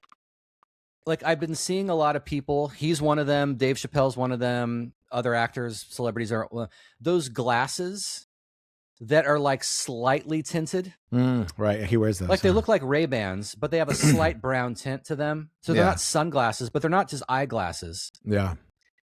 I like them. I really like them. Especially if the frames are cream colored white or bone colored white with a tan tint in the lens. Yeah. But it's I feel every time I see someone wearing that, I think, oh, that's a cool look. I've always loved cool eyeglasses. Ever since the 90s. Yeah. But it's I think I could never wear that. I feel that's such weird a pretentious I feel like you douchebag. can pull off anything you want. Me? The way you dress is very your own style. And I feel like I'm just I feel very constricted into this this is what I wear. And if I ever go outside of the norm, somebody notices, you know. But if you go outside of the norm, that's just you, because that's what you do. So I feel like you could wear these glasses. Maybe I'll get some. Yeah, you should get them. I feel like you could totally pull it off. And I feel like I remember one time I wore a vest. I've told this story, right? At the Always Sunny, at the GMO. No, not. Oh God, yeah. Like one of the pictures I'm the most proud of, me and you with the cast of It's Always Sunny in Philadelphia, and I don't want to show it to anybody because of what I'm wearing. Like I'm like, that was not a good night. And there's my best friend across from me, not telling me you look stupid. Take the vest off. Just go ahead. So what other vest I'm did so you glad wear? I don't look like that guy. I wore like a Patagonia type like vest, you know, like a black, like, you know, it keeps your core warm, but your arms are free, you know, like a fleece or like a button up vest you'd wear under a suit. No. It's not a fleece. It's like it's like got the quilt in the quilted, like a sweater vest. No. Okay. Like somebody who goes camping all the time. Like, okay. Yeah. Like that Sky or Jody would wear, you know, like like I wore one of those and I'm like, I kind of like this. This is cool. Like my core is warm, but my arms Did I say are something free. about it? Yeah. Oh, and man, I went over to yours and Janie's house, and I walked in the front door and I stood at the kitchen and you go, "What are you wearing?" Did I really? Yeah. And I'm like wearing a vest. Like I like it. I kind of like the look of it. It's like an outdoorsy, like, yeah. And I'm just like, I don't think I've worn a vest since then. I have like two of them in my closet. I'm still afraid. You live in California. I'm still afraid that I'm gonna walk up somewhere and you're gonna be there. I'm gonna be there. Like, what the fuck are you wearing, you idiot? I do make fun of like corporate. I make fun of like corporate douchebag wear. Oh, dude. My first day at Moss Adams. I don't know if you remember this. It's like 2012. I'm living at that house on Snoqualmie Ridge. And I'd had my own business for 12 years, right? I had never worked for like another company, like as an employee or whatever. And so I'm just like, okay, what's the dress code here? And they're like, business casual. I'm like, all right. So I go buy some like khaki pants and a shirt. And it's like, okay, shirt's got to be tucked in, all this stuff. I'm like, I don't know how to dress like this. I've never done it. And I come home and my pants were pleated. And I come home and I met you there because it was our night to hang out. I come home and you meet me there and you're like, the same thing is like, oh, you're wearing pleated pants. You just started mocking me and I'm like, oh shit. Yeah, I gotta wear this for work. I'm such an asshole, you know, I can't help it. I've never worn pleated pants since then.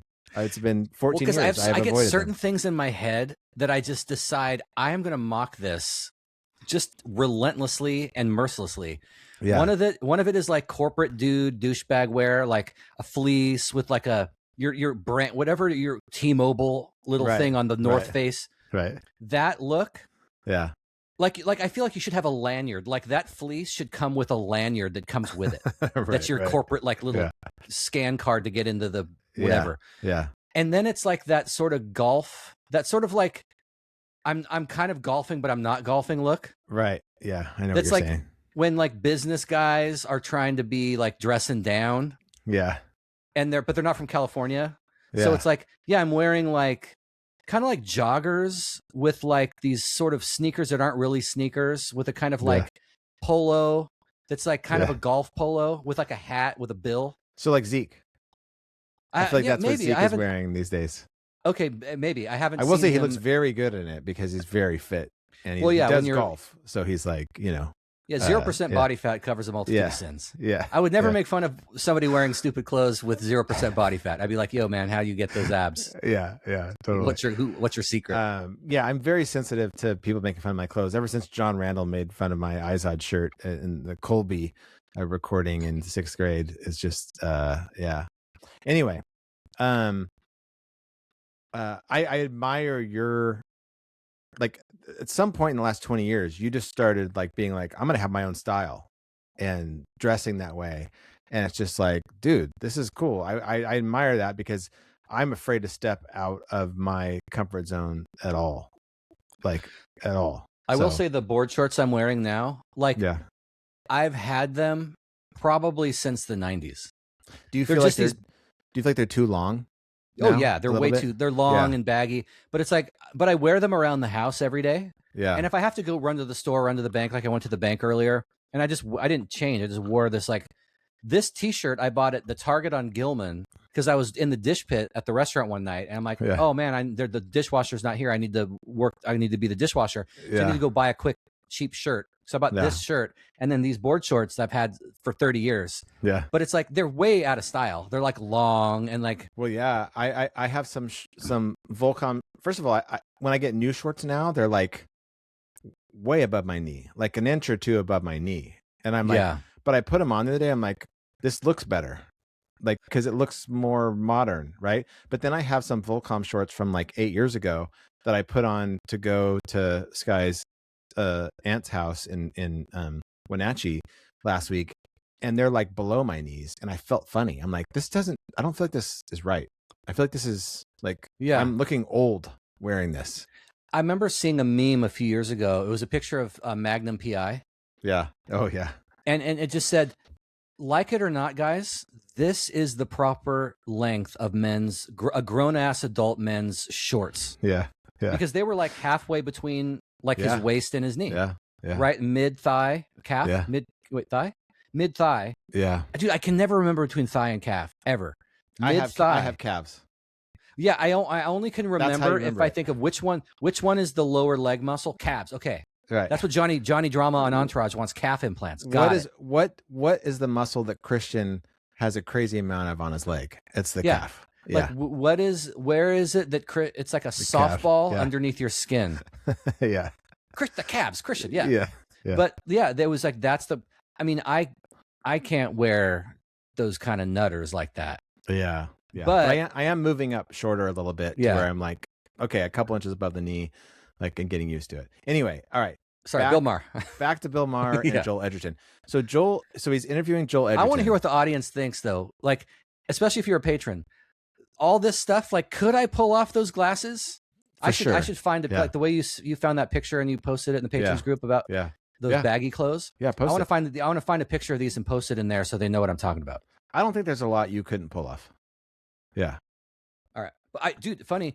I was reading my Facebook memories today. Yeah. And I was talking about something like this. Yeah. I forget what it was. And you commented and you're like, well, this is not as bad as you. This is like 12 years ago.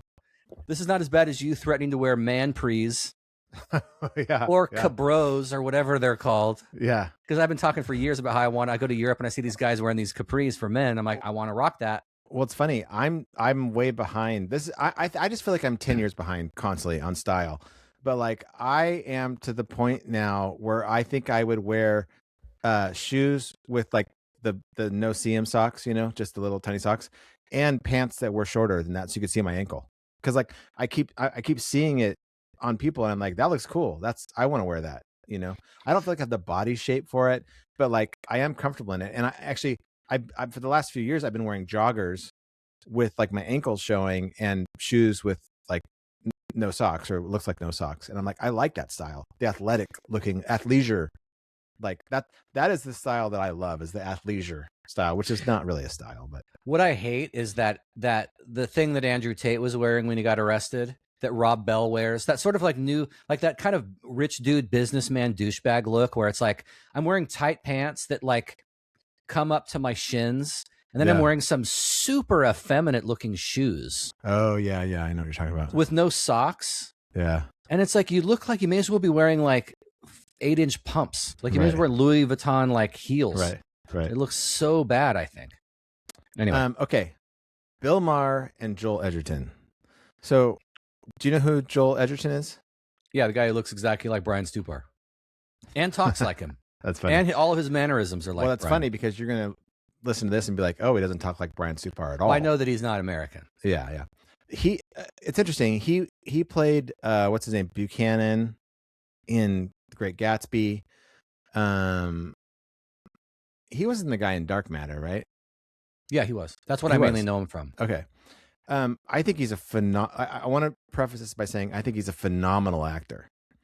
See, I did not think he was very good in Dark Matter. Really? I don't know if it was he was doing an American accent, but it was a little bit distracting to me. Like, because I was watching it going like, I'm reminded of who this guy is by watching this show, and I'm reminded why I don't know who he is. Okay. Well, I feel the same way about that that Fassbender guy.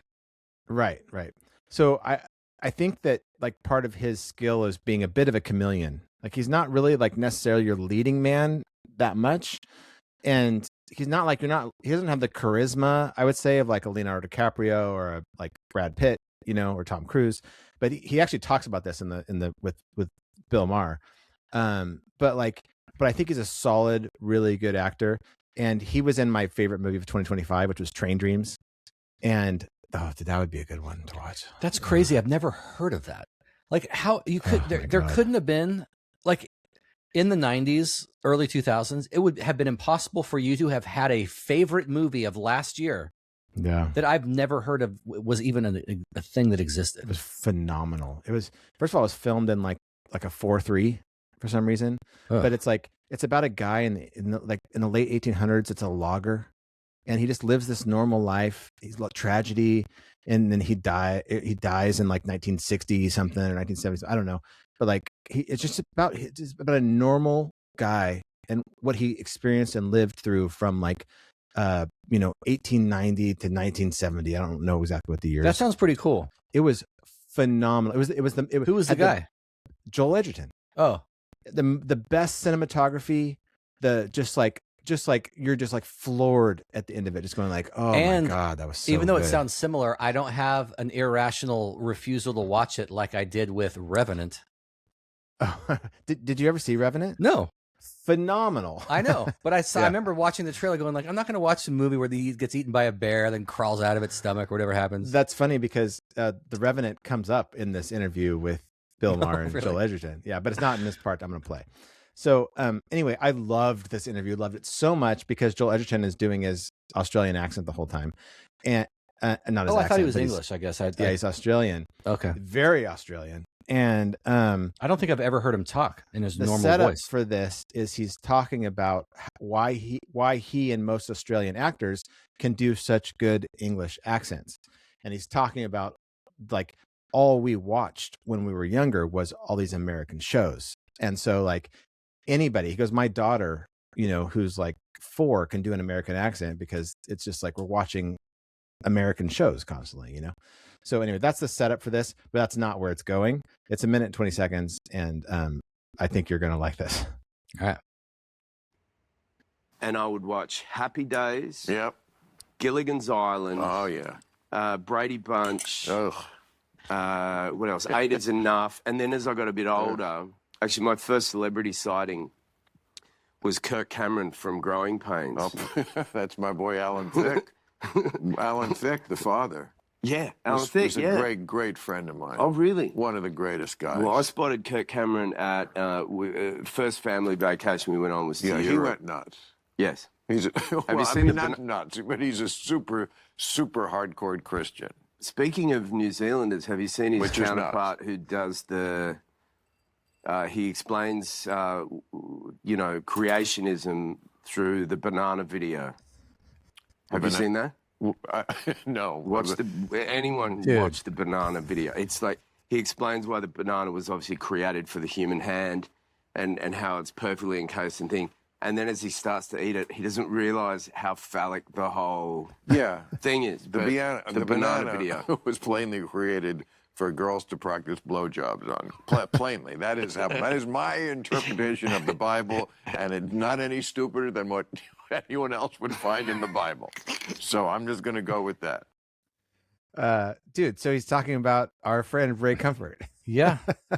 So I'm listening to this, want to walk, and I'm just like, want to scream out and go like, Jason. Well, it's even more like I've only seen it one time because it's so cringe, dude. Yeah. It's so cringe. Oh, I've seen it. You've only seen it one time? Ray Comfort, you Banana. Haven't seen it live? I've seen it live like 20 times.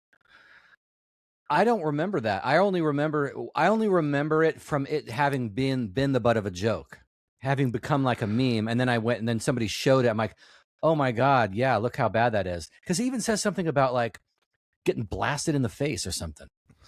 He says something in the video, in the YouTube version of Ray it. Comfort is though. Like he has no idea. He has no idea that it could be phallic because he's just so innocent. He's like the ridges on this thing, you're just like, make it perfect, to hold it. Meanwhile, he's just like, I think it might have been when you were in Africa.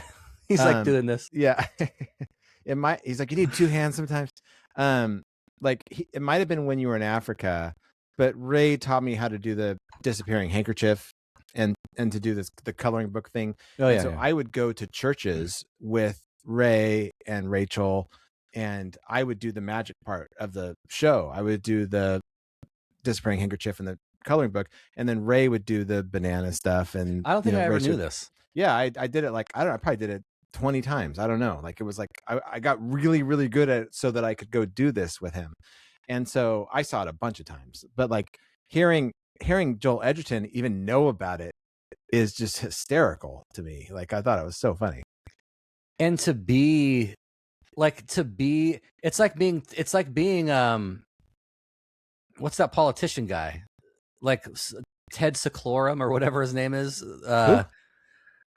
Somebody with a name that the gay people turned it into something gross. Yeah, Santorum. Yeah, Rick Santorum. Rick Santorum, yeah. Yeah, where it's like, yeah, it was our friend Dan Savage that turned his name into let's not I don't even want to talk. Don't even say it. It's You don't know the definition? No. I know the definition. I don't want to hear it said. I want to see if I won't say it, but I want to see if I Google it. If it's, I can't imagine it's still in Google. But you should go on gay Twitter and find out. Santorum. It's the third. it's the third result on Google. If you just put in Santorum. Don't Google it, audience. It's like what next? 2 girls, 1 cup. You're gonna Google that? Here, close your ears, and I'll say it. No, I'll let people Google it for themselves. We don't need that trash on our podcast. No, but to be the person who's like the meme for something like that. Yeah. Especially when you didn't know and it wasn't like you meant to. Yeah. It must be the worst. Yeah. Because there's nothing you can do. The internet is forever. Yeah. And we love Ray Comfort, and like, but it's just like, yeah. Anyway, I love this. I would say it's like 50-50 if I'm going to like his interviews or not. Like, I had Lisa Kudrow on a couple times, and I listened to like half of it each time. I'm like, I was got kind of bored. But I really love this Joel Edgerton one. I thought it was so good. But then I'm in the middle right now of him and Bill Burr. Or no, I just finished him and Bill Burr.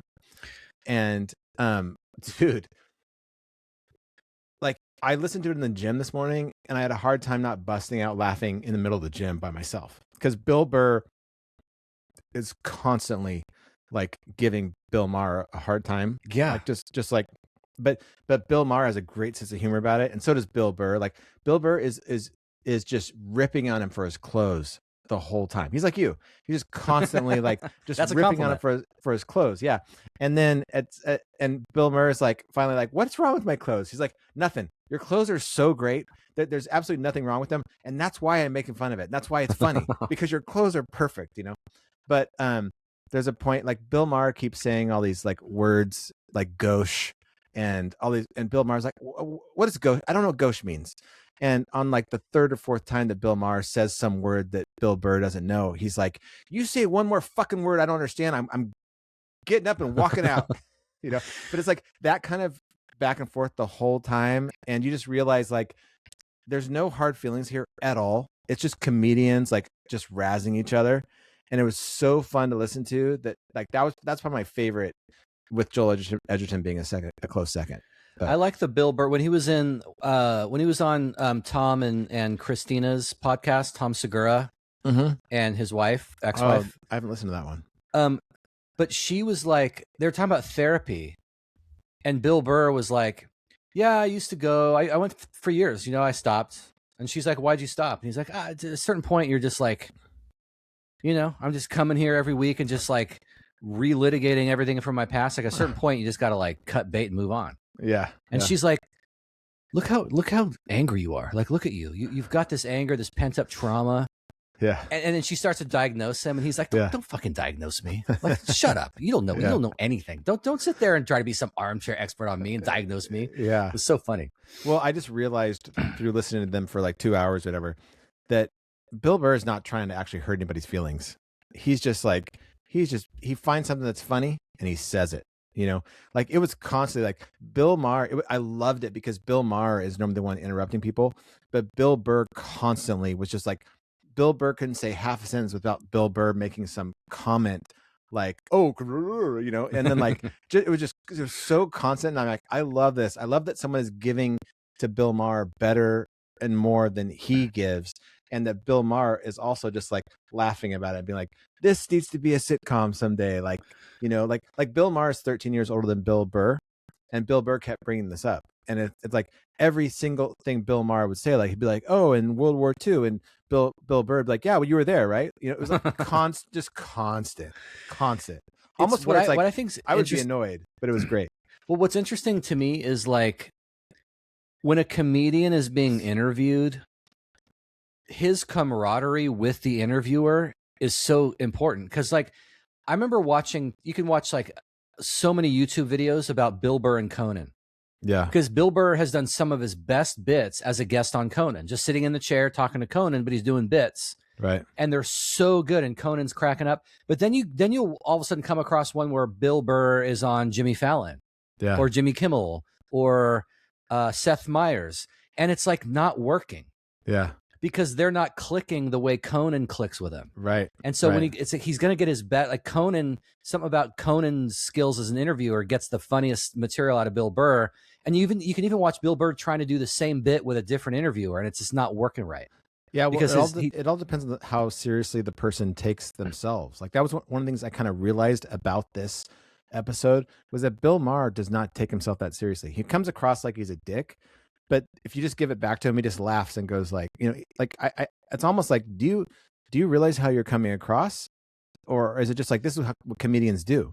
You know, it's just like, I'm going to be a dick to you. If it's funny, we're going to laugh about it. Like that's it. You know. You ever see the meme where it shows a map of the U.S. and it'll show like the South, and it's like they act nice but they're mean. Then it'll be like the Northeast, like New York. They act mean but they're nice. And then it shows like California, and it's like they act mean but they're mean. They're not. They're not nice. You know, and they don't act like it. There was that movie Vengeance with B.J. Novak that he wrote and acted in. Did you see that one? I don't think so. It had Ashton Kutcher in it. It was so good, about a guy that's trying to do a podcast, and he goes to Texas, to this like East Texas town. Oh, so good. I may have seen it, but there was some phrase in the South that they say, it's like, oh, sweetheart, or whatever it was, like bless your heart or something. It was bless your heart, and he goes, I realized that what that actually means is fuck you, like, oh, bless your heart, whatever. Yeah. You know? Yeah. Like, oh, bless your heart, you're not from around here. Yeah. All right. I've got one more thing for us today. I'm going to leave the rest for next week. By the way, we need to record on Tuesday if you can, Tuesday evening, because you come up on Wednesday, and ironically enough, we can't record in person anymore, so we have to do it remotely before you get here. But I've got a Pastor Jack's off for us. Ooh. And it's on video if you're going to watch us on YouTube. But he's talking about demons here. So shocking. Yeah. Get ready for this. What happens if demons possess technology? What happens if there is like, why are you asking this question? First of all, nice wig. First of all, dude, again, somebody wrote me the other day. I think it was the person who sent this to me, and they were like, by the way, nice toupee. And I'm like, really? You think it's a toupee too? Because Jason thinks it's a wig also. So yeah, I used to do TikToks where I would do little Pastor Jack's off mockeries of him. Yeah. And there was one of them where I just ended it by like, hey, by the way, nice wig. Yeah, there's no way that's his real hair. Really? What? Like, I don't. It doesn't look real. It just looks way too thick and the same. It's always the same. Interesting. Yeah. Antichrist. What were you gonna say? It's just like, what if demons possess technology? It's like, what sort of wrong turn in your life did you have to take for that to occur to you to even say that out loud in front of a camera? Yeah, I don't know. Christ spirit that intermingles with AI, a CAI technology merger. AC, I'm assuming, is Antichrist. AI is artificial intelligence. There's a merger between Antichrist and artificial intelligence here. Merger. Where we have something referred to in the book of Revelation, chapter 13, as the image of the beast. Something man-made, but something that looks like it breathes, looks like it thinks, looks like it talks, so much so it's able to discern as it looks across the masses who's got the mark 666 and who doesn't. Could this be a bizarre, mechanical, hybrid thing that gets possessed by a demon or a fallen angel? Like, dude. I love it. I love it so much. Thank you, Pastor Jack Hibbs. You're on video. Yay. Yeah. Okay. The guy's done. Oh, okay. All right. Here. Are you paying for me? All this? Yeah. Do you want to say bye? Bye. Bye. Yeah, tell him thank you. Oh, thank you. Not you. You tell him thank you. He's gonna slap you. Hi, Hazel. You're a cutie. It's like, yeah, you can go back to the 70s and they were like credit cards. Yeah. You know? Could this be the Antichrist? Yeah.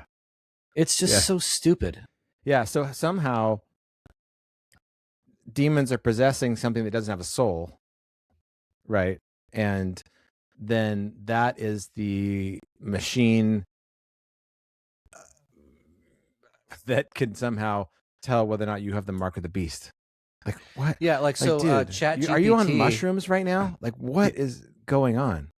Yeah, like ChatGPT is going to broker a deal between the Jews and the Arabs to help them build their temple. Yeah. ChatGPT is like telling them how to breed a red heifer. Yeah. You know, so they could do that sacrifice thing they have to do. That was Pastor Jack's Off with Pastor Jack Hibbs from Calvary Chapel, Chino Hills. Chino Hills or Chino Valley? I can't remember. Chino Hills. Chino Hills. Okay. David Rosales. We think he's off. Of the Chino Valley. Yeah. Somehow David Rosales is much better than Jack Hibbs. I used to listen to David Rosales. I liked him. Yeah. Yeah. He's just like a cool, mellow Mexican dude. Yeah. Is he still there? Probably. Yeah. I mean, he's probably like 107 by now. Yeah, I would think so. I just assume everyone's still whatever age they were in the 90s when I saw them last. Yeah. Yeah. Until you see them and you're like, oh my God. Yeah. Yeah. Yeah. All right, dude. Well, this was a good time. I'll talk to you again on Tuesday. Yeah. All right. Bye. Later.